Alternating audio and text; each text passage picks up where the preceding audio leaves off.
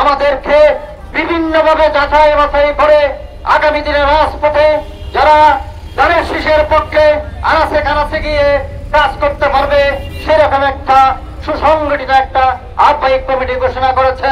আমি কৃতজ্ঞতা প্রকাশ করছি আমার প্রিয় নেতা জনাব শাহজাহান চৌধুরীর প্রতি, যিনি আমাকে একটি ছাতা আমার মাথায় ছাতা দিয়েছিলেন।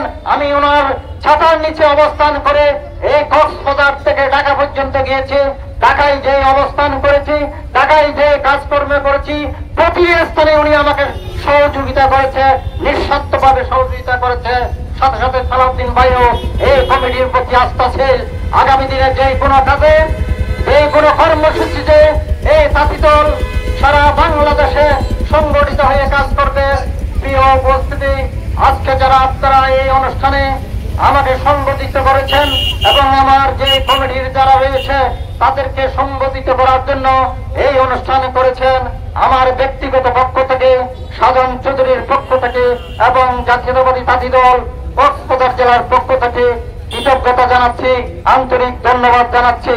সাথে সাথে আগামী কমিটি হবে, উখিয়া উপজেলার যে কমিটি হবে সেই কমিটিতে আমি বিএনপির যারা নেতৃবৃন্দ রয়েছেন তাদের প্রতি অনুরোধ করব, আপনাদের সাথে আগামী শাহজাহান চৌধুরীর যে নির্বাচন রয়েছে সেই নির্বাচনে যারা কাজ করবে আপনাদের সাথে সেই রকম কমিটির নেতা দেওয়ার জন্য, কমিটির সদস্য নির্বাচিত করার জন্য আপনাদের আমি সুপরামর্শ চাইব।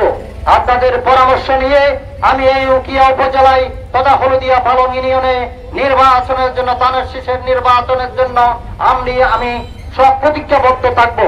আপনাদের যে কোনো অনুষ্ঠানে, যে কোনো কর্মসূচিতে, যে কোনো সমস্যায় আমি একজন আপনাদের কর্মী হিসাবে, আপনাদের সহযোগিতা হিসাবে এবং শাহজাহান চৌধুরীর একজন ব্যানগার্ড হিসাবে আপনাদের সাথে আমি সবসময় থাকবো। এই শাহজাহান চৌধুরী যেখানে থাকবে, ডাক্তার নাসিরের পরিবার আজীবন তার প্রতি কৃতজ্ঞতা থাকবে, তার প্রতি সংশ্লিষ্ট থাকবে।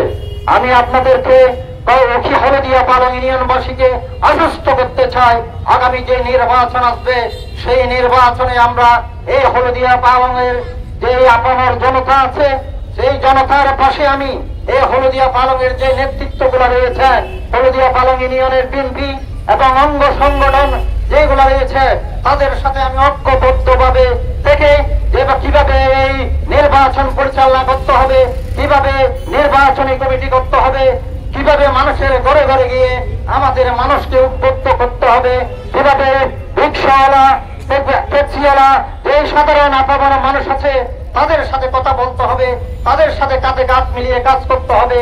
আমরা সেভাবে এগিয়ে যাব।